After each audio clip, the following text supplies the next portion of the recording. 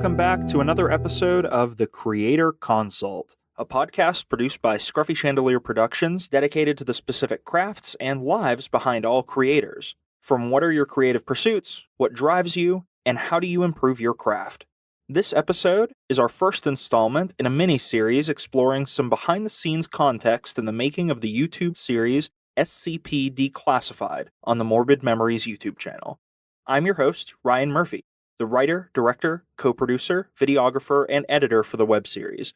And joining me today is my co-host and the series co-producer, Faaiz Saad, who you will recognize in his starring role as Omar Minhaj in SCP D-Classified. Thanks for joining me today, Faaiz. Thanks for having me, Ryan. Feels great to be working together after so long. Absolutely. It's nice to be back in the studio again. It is funny to look back. It's been quite a while since we have finished production on SCP Declassified, and so it's kind of fun to be reminiscent and talking about those times again. Yeah, it's crazy. I'm looking at some of the dates here. 2019. It's been more than 2 years since we started this whole thing. Well, I guess the filming, because we've been planning this for like almost 3 years. Yeah, absolutely. So it's definitely been a long time in the making.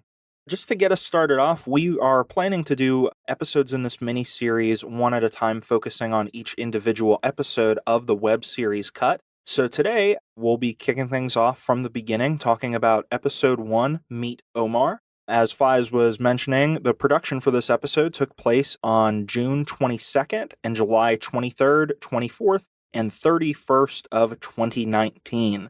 This story was based on the SCP-077 Rot Skull, original article written by Gabriel Jade on the SCP Wiki. So we were just going to kind of dive into talking about a little bit of behind-the-scenes content for kind of what we did putting this episode together. And this episode was also unique in the fact that the beginning, the actual start of the series, was actually our first day of production too. Yeah. So it's a good way to start from a couple of different ways. This was so much fun to film. I remember having days, like multiple days leading up to this, we had multiple conversations. Like, I don't know how this is going to go. Like, like we need to be on top of our A game, we need to keep environment happy on set. But it was just so cool to see it happen because like this was the day that I felt like we were really filmmakers. We were really, doing something big. I remember also like I had a new job. This is the first time on my job I had to work on it. I worked in a lab, so I had to do an experiment Saturday morning. So I remember I'm like, Ryan, like, I'd be like a little bit late. I was so late. I feel so bad. Well, a rough start. It was just kind of a rough time because we both were working other jobs for the summer. I think we were both actually working in research at the time. Yeah. So during the weeks, we were really busy. And so we were cramming filming schedules into nights and on weekends. Yeah. And so it was definitely a packed schedule for both of us at that time. I worked like 8 to 5. I would take 5 to 6 off, and then from 6 onwards, we'd be, driving to the film set, filming till like midnight for a whole summer. It was hectic, but it's great, man. I miss that, honestly. It was a really fun time, but it was definitely very little sleep. We had a solid 7-8 weeks of very little sleep, all in all. I was very burnt out by the end of it. And to speak to your point, first day on set for this is the first feature-length production I've ever done. So I agree, it was definitely an interesting feeling getting on set. And I think one of the things that made it kind of difficult the first day of production, we didn't start off with a day where it was just you and I kind of getting our footing. We started off big with the scenes with Shopper, Josh, and Saad. Right. So we had a full crew on set. Yeah, no, it was a big start, and there were definitely kinks to work out there. Because these weren't small scenes either. These were like, this is the very beginning. This is the first thing you see on screen. So you have to like go hard and you have to deliver on that. But also, like, it's the very end, too, like, when I guess I don't want to spoil anything, but, like, something happens to my character in the very beginning, like, very, like, important things to the story. I'm like, I guess we're starting out heavy, man. Like, let's go. No, I think that's a really good point to bring up, Faaiz. I would definitely say this will be a spoiler podcast for the series. I think we're going to kind of talk about some story points. So we would recommend at this point now, if you have not seen Episode 1, Meet Omar, go ahead and go to the Morbid Memories YouTube channel and check it out before you continue with the podcast. No spoiler zone here. So yeah, coming in late. I would say that was the biggest issue. Like, honestly, just like getting there a little late, but it was fine because you had other scenes to film with the guys, that didn't include me. So like we worked around it. And like, that's the one thing I guess I learned, I guess just anything in general, not just filmmaking, is just like, you have to be adaptive and you have to realize that you may have written a plan, but fully plan to not follow that plan at all. Things will be thrown off. You have to rearrange your schedule. You'll have to, compromise and make things work on set. And that's part of the beauty of it. You can plan and plan and plan, but something's always going to go wrong. And how you adapt to that is what can make something really great. Because some of the best things I think we did were improvised on set. Oh, absolutely. And it's definitely is important to have that plan in place. So you have a structure that you're trying to follow. Mm-hmm. But if you are inflexible and you can't adapt to situations as they arise on set, you're going to have problems come up that you're just not going to be able to deal with. I certainly remember as we were having trouble with specific timing with people showing up to set that day, we were having to change around the order of how we were filming some of our shots. And then layered on top of that, there were just other problems that we had not anticipated and others that we had anticipated. For example, I think it was really difficult to start out with an action scene on our first day on set. We have that scene right at the top of the episode where Shabber, dressed as the guard, is pulling you out of bed and kicking you. Right. And that felt like it was going to be a really simple action, but with it being the first real action we had filmed, there was definitely some trouble with it and getting the pacing right. I remember I actually cut together a couple of different takes in the final cut to make it seem not too brief and seem more realistic. Right. So that was a challenge. And then another big one that we had already anticipated was the use of the prop guns on set. Yeah. So as a little bit of context, where we were filming at the storage unit complex, we were actually outdoors. And one end of the hallway where we were stationed at was actually facing a neighborhood. So people could look across that empty lot over at us recording. And so we did not want anybody from the outside to see a couple of people essentially seen from a distance with guns hurting someone around. And guys in full white suits, a black vest and black helmet. That'd be really oh no. No, it would certainly be something that if I saw it from a distance, I would think about calling somebody. Right. And so we didn't want to trigger any issues with that. And so I remember we pulled my car up to one end and there was a fence at the other that was facing the neighborhood.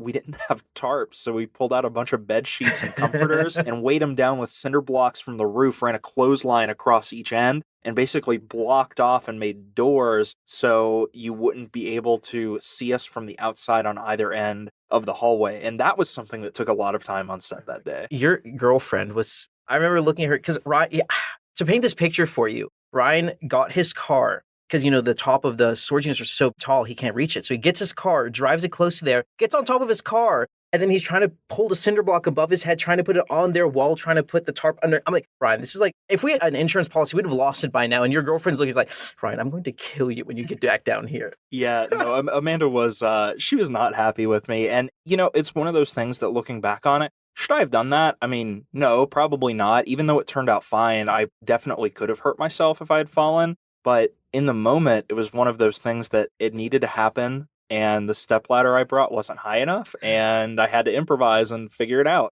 Ryan's willing to bleed for his craft. I mean, he didn't have to that day, so we're good. But the fact that he's willing to just makes him that much better. But the disclaimer on that, we are not saying that any of you should do that out in the real world. Please try to use safety and do things as safe as possible. And that is something that I usually abide by very strictly. Do as I say, not as I do. Absolutely. Faaiz, one of the things for this episode that I was interested about, so when we were filming the scenes with the skull itself, we can kind of delve more into how that prop was constructed later on, but we had a combination of scenes where essentially it wasn't practical for you to deliver lines when we had the smoke coming out because of the noise of essentially a hairdryer that we had blowing the air through the device. And any that we did have of both of you in the same shot where the smoke was actively coming out of the skull, we actually had to dub those lines later. How did it feel for you going between the two shooting days where we were essentially shooting the action scenes one day and then all of your dialogue the other, and with continuity of your emotion and just kind of remembering where your character was at each place in time? Yeah, so we can start with, trying to maintain emotion between the different takes. So I've been acting since I was 5 years old, but I haven't been doing film until 2018. When you're acting on stage, it's a little different. You act, you give your performance, it's live, that's it. With film, I have to keep giving the same intensity performance every time, and you have to do things over and over again. And maintaining that emotion, that body position, all the subtleties, maintaining that take after take, it's hard. I'm not going to lie. It's hard at first. I mean, for me, this was my second project. I'm still getting used to it. And the first thing I did was a short film. So it's nowhere near as intense or as long as this. I just got better over time. I mean, we shot for 8 weeks. Well, I guess, and then more because we had to film later in the fall. You just get better with time. It's just practice. And as far as like maintaining emotion, though, like just thinking about like, I remember when we did the action scenes first, it was easy to get in the mode of like, all right, gotta get my adrenaline pumping, like I'm gonna die, unless I get this done. And then we're doing the dialogue scenes, trying to maintain that, or just maintain that emotion, urgency. I remember I have to hype myself up right before going into things, just like put myself in a mental state. I remember I'd have to tell Ryan, like, I need take 5. I just leave the storage unit and I come back. I'm like, all right, I'm freaking out. All right, let's go. Let's do this right now. It's funny that you mentioned that too, because we had a blooper where right after you deliver the line, you just look at me and you just say, I hated that delivery. No, but to your point, with talking about improving and with developing that over time, I mean, you're absolutely right. The film project that we did beforehand, I think, was a total of, it was either 4 or 5 days of production. And that one was also unique just because the way that we were shooting it, it made sense to shoot that sequentially. So I think that was a lot easier to maintain continuity of emotion. When we see you in this episode, there are definitely some places where the emotion seems a little bit off in between different shots where just there's a subtle change, but you really did improve as we went along, because there are times later on where we would shoot scenes a week or more apart, and you were able to get back in the headspace and basically deliver the same way that your character was in the shot weeks prior. And so I think your improvement was incredible over this project. For those Thank 8 you, weeks, man. you grew a lot. Appreciate that. So it's not imposter syndrome. I am actually doing good. Absolutely. And I think a lot of our audience picked up on that too. And we were getting comments as the episodes came out. I mean, specifically about the acting too, about how the quality of the project overall really elevated as time went on. And I think, that's something that you could take however you wanted. Like, we could take that and be offended that, oh, well, our first stuff was not good and people didn't like it. And it really wasn't that. I think it was just that we really did do what we set out to do with this, and we really did improve a lot, and we learned a lot. But kind of on that note, there are some certain points that I wanted to make sure that we hit and we're kind of talking about. So for each episode going forward, we're going to have what we call the top 5 behind the scenes facts, where we're just going to talk about a couple of things that you might not have known about the project that Faaiz and I kind of handpicked these facts and we thought would be interesting to share and discuss about a little bit more. Faaiz, let's give you the honor of teeing up fact number 1. So we had to pick a really big fact for this one, being the first one of the series and all. And so we'd like to talk about the first music you hear in the beginning of the first episode. I didn't think it was going to be this hard to pick. Like, I remember we were going at this for quite a while. We felt like this was a super important choice because, I mean, like, this is your first impression of the series. I think you even hear the music a second before you actually see the lights come up and then everything happens. So the music chosen to start the episode was actually very highly contested. The final contenders we had were Descent by Houses of Heaven and Fleas by Dialia.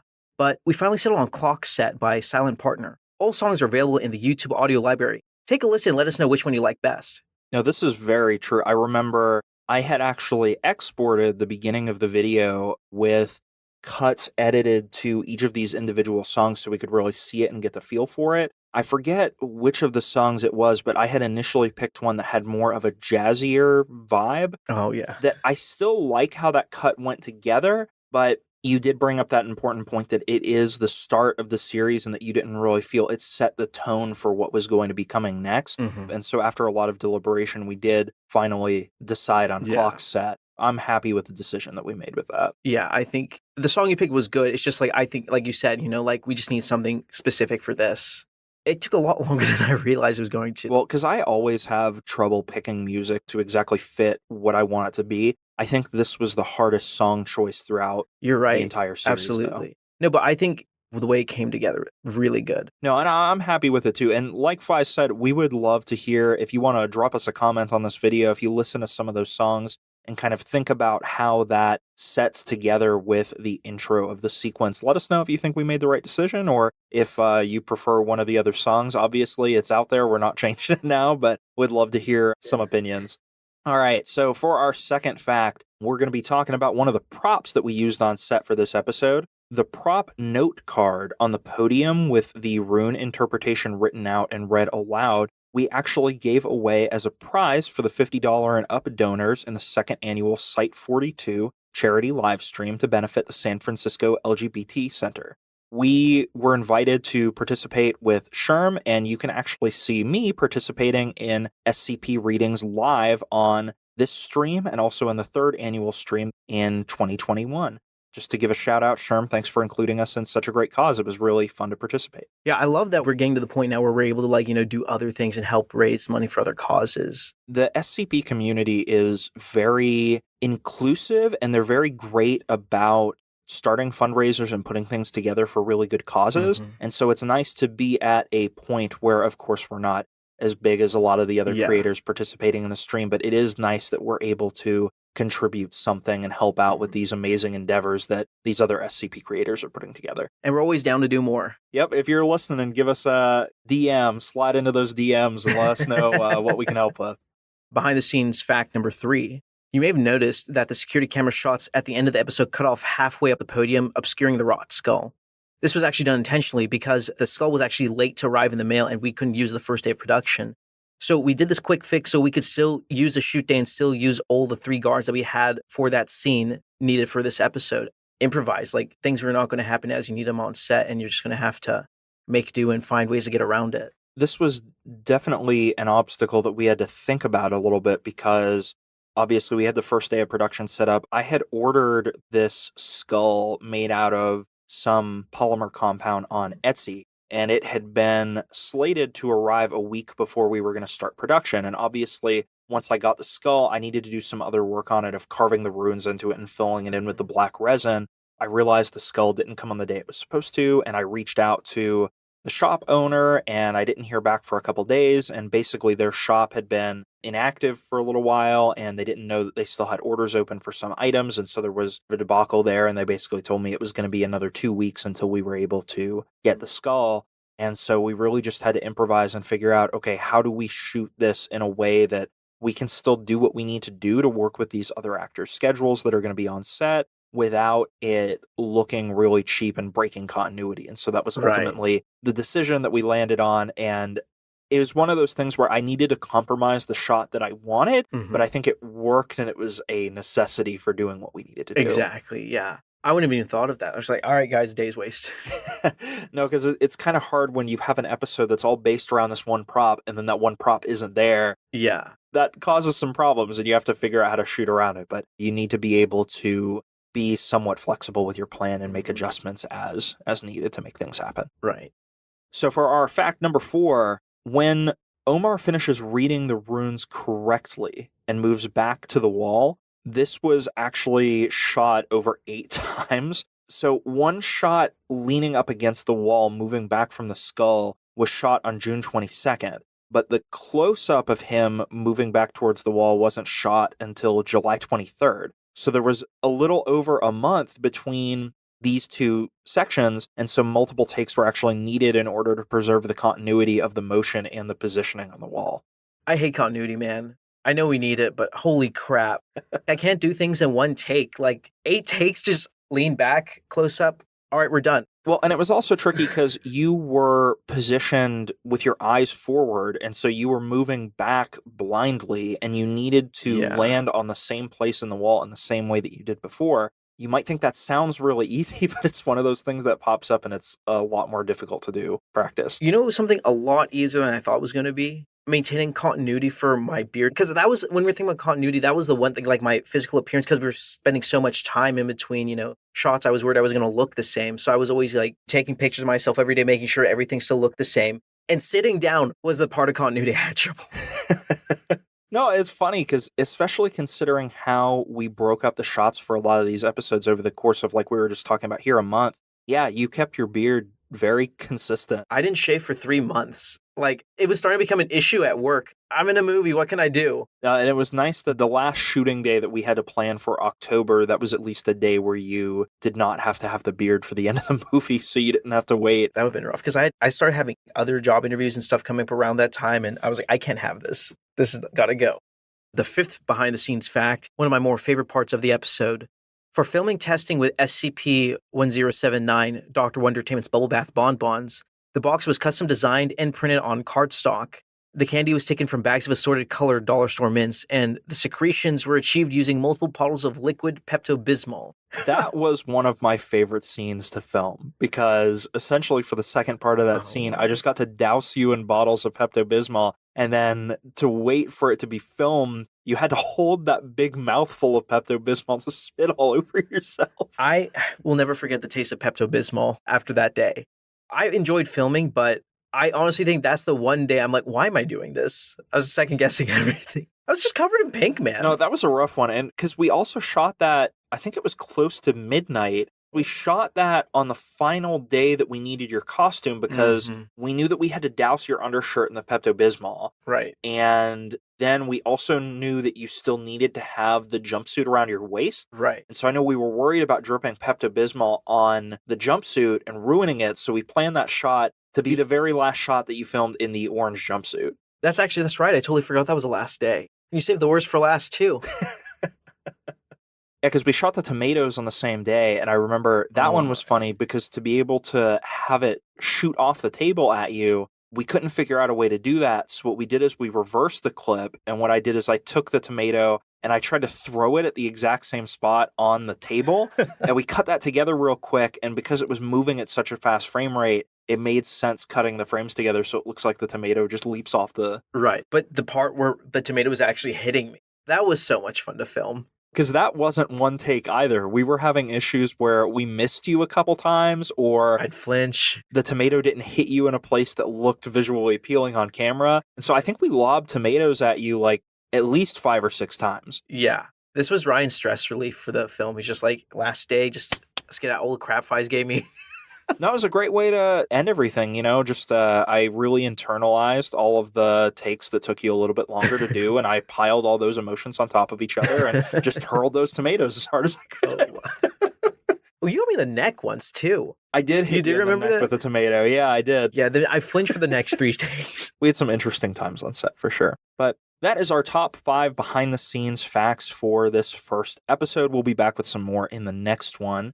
We also have a very special treat. We are trying to get actor interviews from some of the episodes in these episodes of the podcast, and we are fortunate enough today to be joined by Josh Monis, who plays one of the Foundation security guards in episode 1. Josh, thank you for joining us today. Not a problem, buddy. Happy to be here. So we actually chose you for the movie because I had known that you actually had some experience as an actor prior to this production. Can you tell the listeners at home a little bit about your prior acting experience? Yeah, so largely outside, of course, from the education system, middle school and high school, I was also part of a small independent theater group for a number of years growing up. And as a part of that, I was given the opportunity to participate in a small independent film that was produced back in 2010.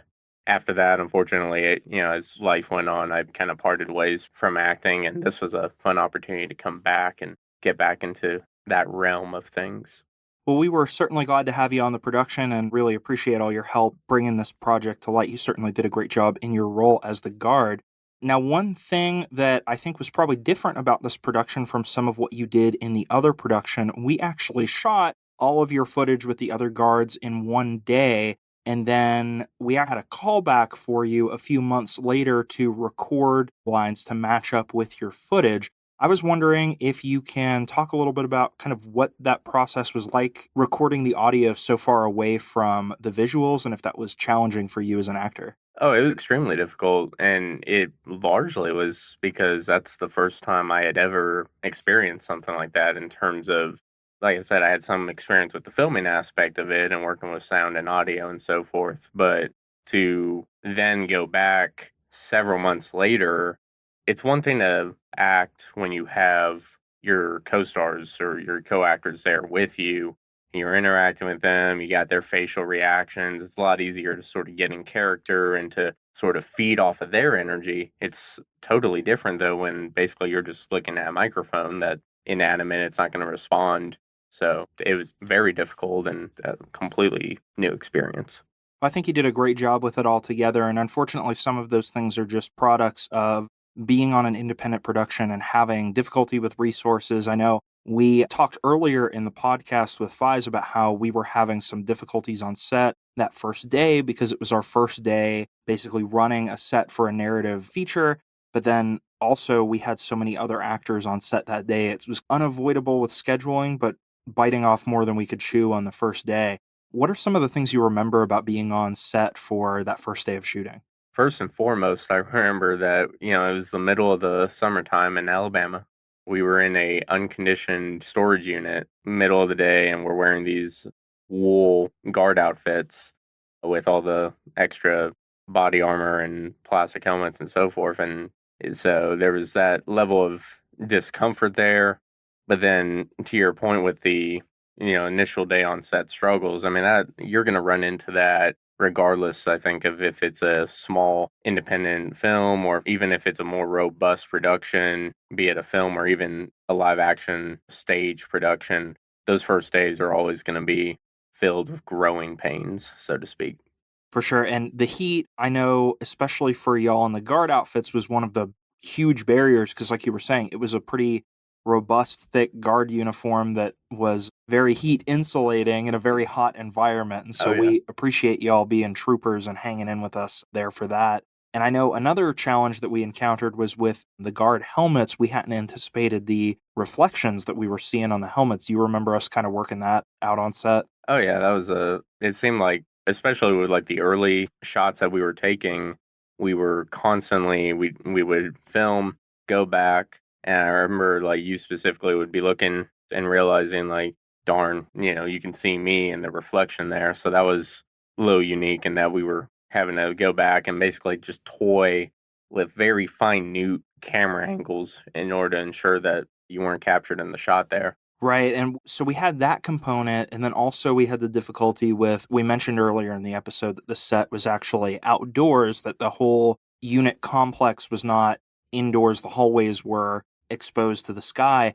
And so we kept running into issues with having reflections of the clouds in your helmet too, that was completely breaking the illusion that we were trying to establish that we were in an enclosed space. So those were challenges that we hadn't anticipated ahead of time that we kind of had to work out in real time with y'all on set. Yeah, absolutely. It was kind of a learn as you go, and we got through. You figured it out. I think once we essentially figured out the method to the madness, things started to go a whole lot smoother on set. But early on in the day, especially, was a lot of the first initial takes. The intro scene in particular, I think we probably spent a good 3 or 4 hours just on that alone before being able to proceed onward.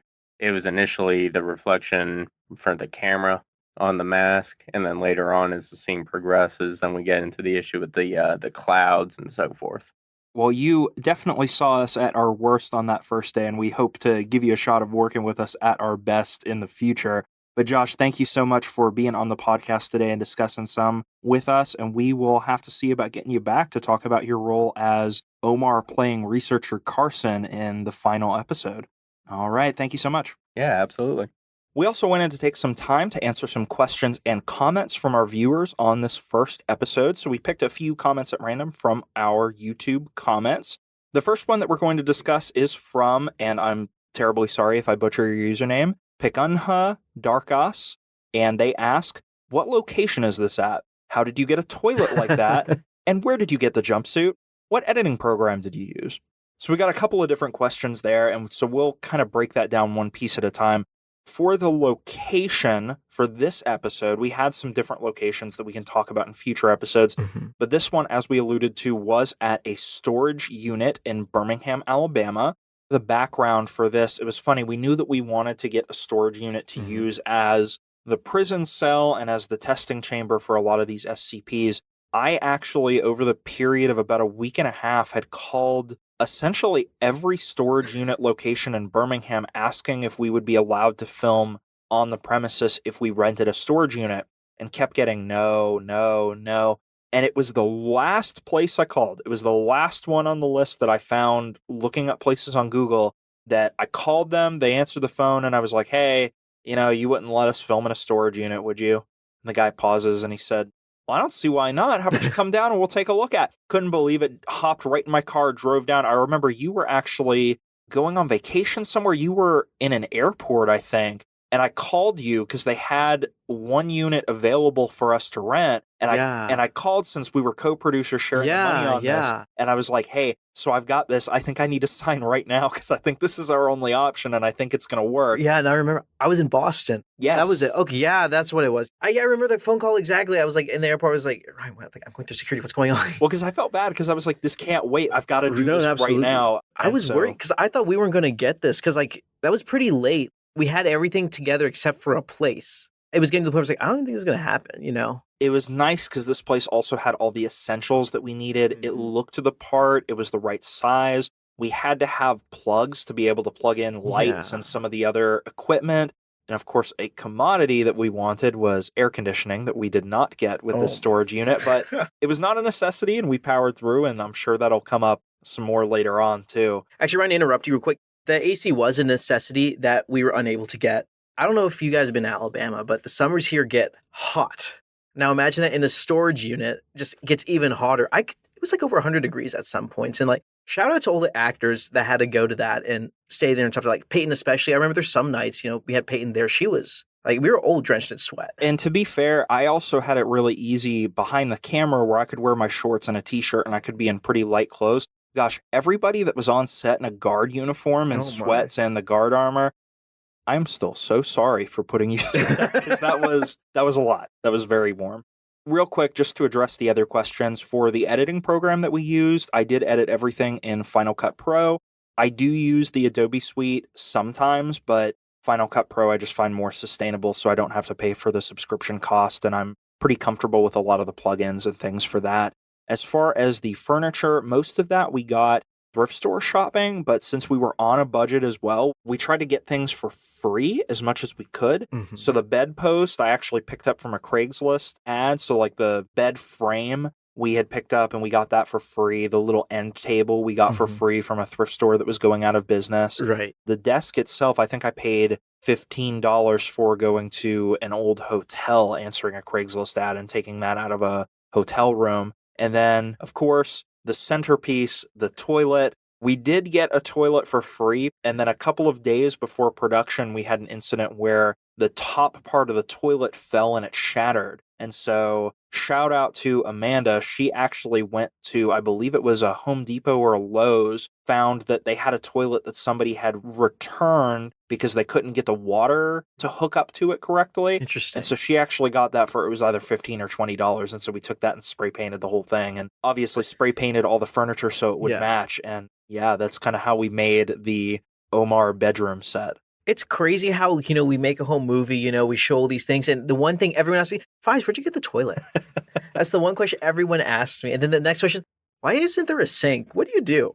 Which we address later in the series. Yes. And of all the props, we definitely got rid of a lot of props from the show after we knew that we weren't going to have to do any reshoots just for space purposes. But you better believe that toilet is still sitting in my apartment. I don't know that I'll ever be able to part with that dear, dear treasure. That's his throne. Oh my goodness. We need to make a crown with like toilet brush wands or something and give it to you while you sit on there. I could be an SCP. All right. Our next question is from YouTube username Funnyman, and more of a statement rather than a question. Funnyman says, D-Class are executed after a month.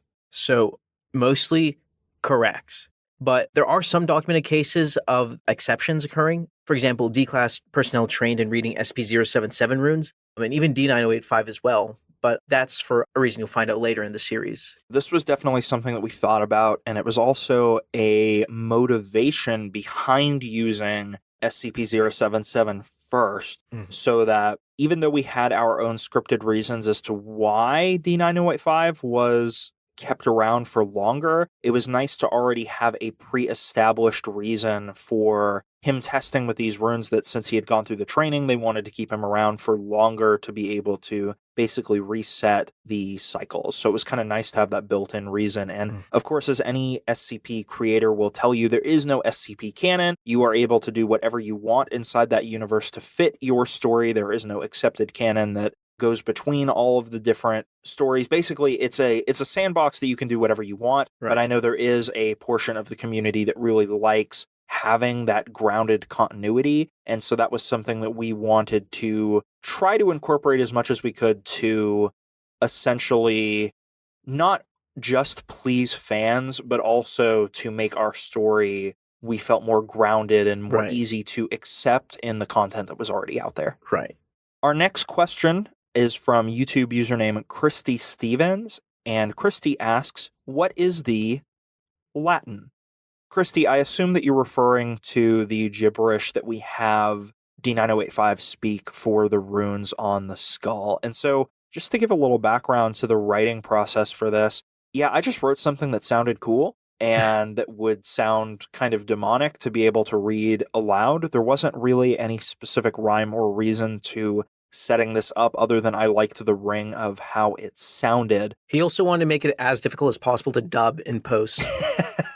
No, and it definitely was a bit over the top and a bit of a nightmare, but I felt like it also needed to be complex since you would have had to go through so much training to be able to say it. Right. And, I had played with the thought of trying to delve into some older languages and trying to write it from that, but I kind of go back to my experience writing for a video that we did for SCP-957 a while back, where I basically constructed their language that they used to communicate with each other between some fake words that were already established in the file, and then just creating a continuity of words from conversation to conversation. And it was something that, I made up everything on the spot and it fit together. And for the most part, our comments on the video were very positive, that people liked how it turned out. And so I figured rather than overthink it, I just kind of went off the cuff and put this one together as well. All right, and then our last question, also from Christy Stevens. Christy also asks, did y'all warn the storage unit managers? I can only imagine what they were thinking watching the security feed if you didn't. Ryan told me that he did. Yeah, no, we definitely talked about it ahead of time, and I gave them a heads up that we would be shooting right outside of the unit in that little hallway towards the back of the complex where we were. Right. So they were aware that we were shooting. They were aware of what was going on. There was actually one point where somebody from the storage unit office came around in that little golf cart, and they pulled up, and it wasn't one of the two that I had communicated with previously. Right. And so he parked the golf cart and he started coming up to us, and I was like, oh no, is he going to shut us down? And he walked up and he said, y'all having a yard sale out here? And I said, oh, no, we're not doing that. We're filming a little production that I spoke with the office about. And he said, great, you're not allowed to have yard sales out here. Whatever else you do, I don't care. He got in the golf cart and he drove away. So that was a good time. It's a good thing we weren't filming a yard scene. That might be a little hard to explain. Yeah, no, that's a good point. Well, it's funny that you mentioned that, because the other thing that was hard to explain is one of the other rules was you can't live in a storage unit. You can't have that be your place of residence. So when we had it set up with the bed and the desk and the toilet, that was something that I had to explain to them of, hey, if you go into the storage unit, you're going to see these things. I promise that we're not living there. This is dressing for the set. And so that was something that was also difficult to explain. I love these conversations you keep having to have with No, it was a funny time. A lot of very awkward, strange conversations to put this thing together. Oh my goodness. Yeah, speaking of awkward conversations, I remember when we were trying to promote the film and trying to, get SCP Instagram pages, put us on their story or something, maybe give us a shout out. I sent the trailer and everything to this guy. He looked super into it, had a really cool page, and then he just sends me a message. I don't care. I was like, all right, here's my work. I'm done. I'm opening myself up to you. I don't care.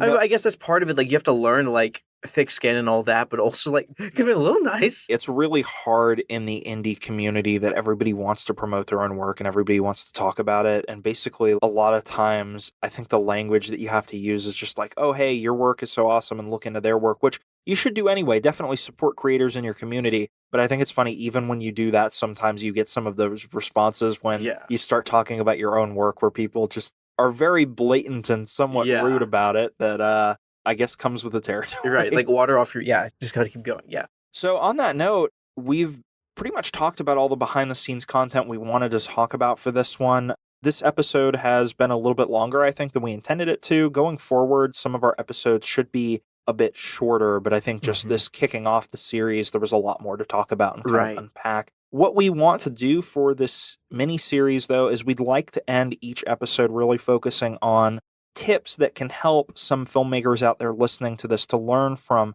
our experiences of basically just kind of a tie-up last learning point that we wanted to talk about from filming this episode. So Faaiz, what was your main takeaway from the experience of recording episode 1? I think the big takeaway for me was sound checks. I remember a lot of the audio from the first day. We weren't able to actually do a sound check on set, but from using your equipment, you're like, okay, I think these are the settings. But when we got to set, we tried to, I remember there's a lot of issues with the audio settings, but you didn't realize on set when you came back, that's when you realized. So I guess like just doing audio checks on site, there's nothing better than actually doing it on set, making sure it's all good. I know it takes a little extra time, but at least for the stuff we've done since then, we've done audio checks on set, a day before filming, and it's helped us out a lot. That's a really, really good point. Audio really is king. Video is one of those components where if you lose some of your video quality, but your story is good, people a lot of times will overlook that. If your audio is trash, though, it's something that is assumed to be something that's going to be good, and so a lot of times people won't overlook that. And so we definitely have segments in the series where the audio isn't as good, and, going forward, it's something that we really focus on. Make sure that you get as good of audio as you possibly can on set. Don't say the classic, we'll fix it in post, because sometimes you can't fix it in post, and then you don't really have anything left to do. Those are Ryan's least favorite words to say on set. Sometimes it's a necessity, but you want to do everything that you can before post to make post as simple as possible. Right. But no, Faaiz, that's a really good lesson to take away. I think for me, mine from this episode is really the new thing that I learned behind the scenes was that practical effects are really worth the extra effort you put in for the results that you get.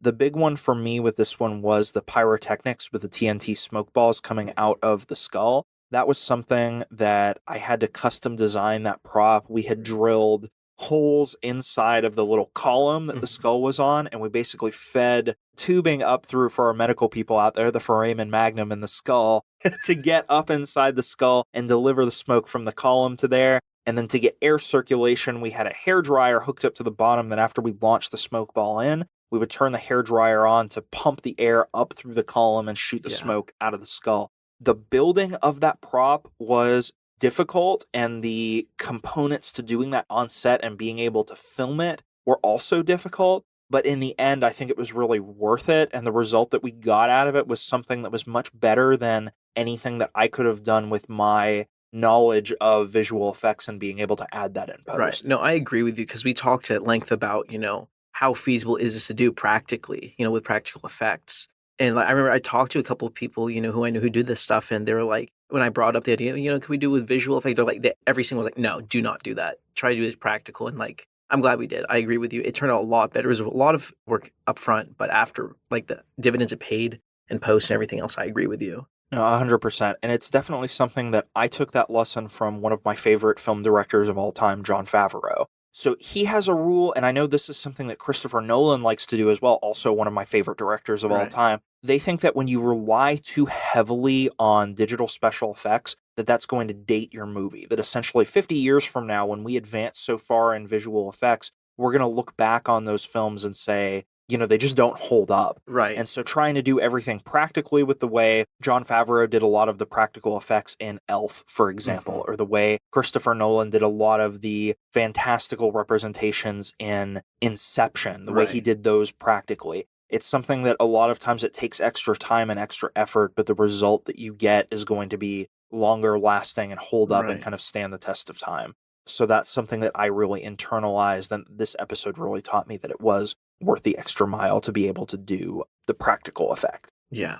But yeah, so I think that's enough rambling from us. I think we've kind of talked everybody's ear off about episode 1, but we just wanted to say thank you so much for listening. We hope that you'll continue to tune into the rest of the series, and if you haven't already, please check out SCP Declassified on the Morbid Memories YouTube channel. We'll see you next time. Bye, everybody.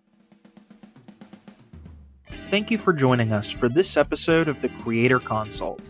Whatever your creative passion, we hope you found some helpful tips and motivating words in this episode and enjoyed our conversation. Feel free to engage with us on social media. You can find the Creator Consult by Scruffy Chandelier Productions on X and Instagram at the Scruffy C. That's at THE_SCRUFFY_C